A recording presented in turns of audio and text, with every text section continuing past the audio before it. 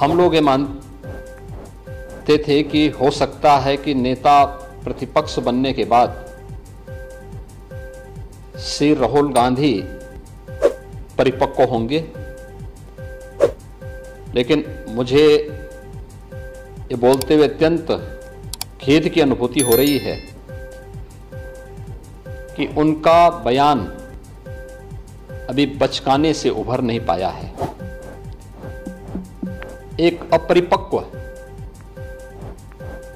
बुद्धि का व्यक्ति ही इस प्रकार की बचकाना बयानबाजी करेगा। हिंदू भारत का मूल समाज है, भारत की आत्मा है।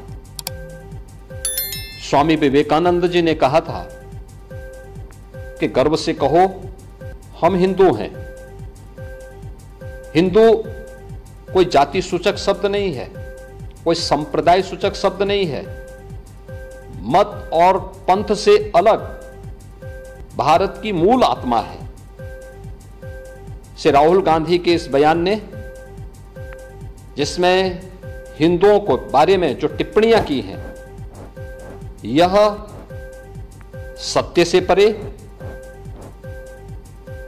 भारत की मूल आत्मा को लहूलुहान करने जैसा है। भारत माता के लहूलुहान करने के इस प्रकार के दुर्भाग्यपूर्ण बयान के लिए श्री राहुल गांधी को देश की जनता से माफी मांगनी चाहिए। राहुल गांधी के इस बयान से जिन लोगों ने प्रत्यक्ष अप्रत्यक्ष रूप से राहुल गांधी के बारे में कोई भ्रम पाला होगा, उनका यह भ्रम अवश्य टूट गया होगा। मैं श्री राहुल गांधी के इस प्रकार के वक्तव्य की निंदा करता हूं और कांग्रेस पार्टी से कहता हूं कि वह श्री राहुल गांधी से भारत की जनता से माफी मांगने के लिए कहें। सर, एक और बयान उन्होंने पार्लियामेंट में दिया राहुल गांधी जी, उन्होंने कहा कि अयोध्या का नाम लिया और उनका अयोध्या में जिस तरीके से विकास के नाम पर लोगों का यहाँ तोड़फोड़ की गई, अतिक्रमण किया गया, उनको मुआवजा नहीं दिया। आप किस तरीके से देखते हैं, कितना सत्य से परे है? देखिए, राहुल गांधी के दोनों बयान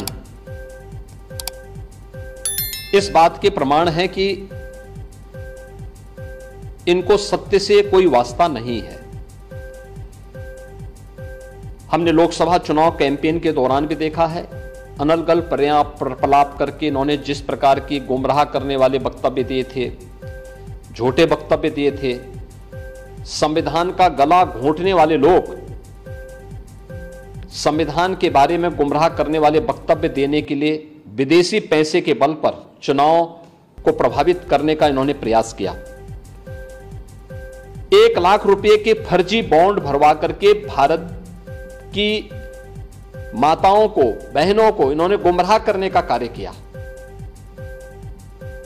और आज जो बयान फिर से राहुल गांधी ने दिए हैं, वे अत्यंत निंदनीय हैं और शर्मनाक भी। अयोध्या को उसकी पहचान से वंचित किसने किया था? क्या इस सच नहीं कि इंडी गठबंधन से जुड़े हुए लोग इसके लिए जिम्मेदार हैं? श्री राहुल गांधी और उनके सहयोगी इस बात के लिए जिम्मेदार हैं, जिन्होंने न केवल अयोध्या को वनवास दिया था, बल्कि सरयू मैया के रक्त के जल को भी रक्त रंजित करने का कार्य किया था। कौन नहीं जानता है कि अयोध्या को उसकी पहचान से वंचित करने का कार्य आजादी के बाद से ही लगातार कांग्रेस करती रही। रामलला के मंदिर पर ताला लटकाने का काम किया था, हिंदुओं को पूजा करने से वंचित करने का काम कांग्रेस ने किया था। और आज जब अयोध्या अपने वैभव की पुनर्स्थापना के लिए फिर से पूरी दुनिया को अपनी ओर आकर्षित कर रही है, तो कांग्रेस कैसे इसको अच्छा मान सकती है? श्री राहुल गांधी का बयान झूठ का एक पुलंदा है। सच्चाई यह है, अयोध्या के अंदर 1733 करोड़ रुपए केवल मुआवजे के रूप में अयोध्या वासियों को प्रदेश सरकार ने उपलब्ध करवाए हैं। चाहे वह भक्ति पथ हो, राम पथ हो, जन्मभूमि पथ हो, चाहे वह एयरपोर्ट के निर्माण का हो, चाहे वह 14 कोसी परिक्रमा के मार्ग का हो, एक एक वहां के नागरिक को, जिसके नाम पे जमीन थी, जिसके नाम पे दुकान थी, जिसके पास दुकान का पोजीशन था, उन्हें प्रॉपर कंपनसेशन दिया गया। प्रॉपर कंपनसेशन देने के साथ ही जो दुकानें थी, जो अपने पीछे दुकान बना सकते थे, उनके लिए उस प्रकार की एफआईआर में छूट दी गई। जिन लोगों के पास उस प्रकार की स्पेस नहीं थी, उनके लिए मल्टी लेवल कॉम्प्लेक्स बना करके वहां पर उन्हें शॉपिंग कॉम्प्लेक्स में उन्हें स्थान देने की कार्य को आगे बढ़ाया गया।